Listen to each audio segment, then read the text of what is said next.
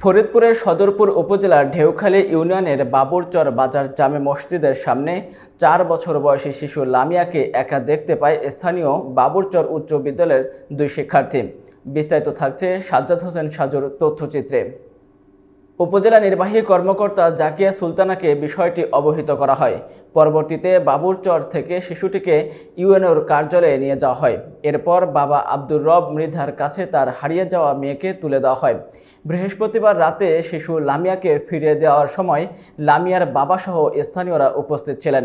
হারিয়ে যাওয়া সন্তানকে ফিরে পেয়ে ইউএনও সহ সংশ্লিষ্ট সবার প্রতি কৃতজ্ঞতা জানান শিশুটির বাবা এবং স্থানীয়রা। ইউএনও জাকিয়া সুলতানা বলেন, শিশুটির খবর পেয়ে আমি বিভিন্নভাবে তার পিতামাতার সন্ধানের চেষ্টা করি।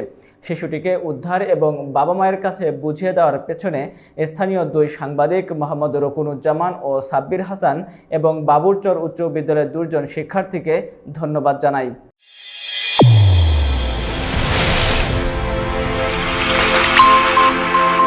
চ্যানেল A1 হৃদয়ের স্পন্দন।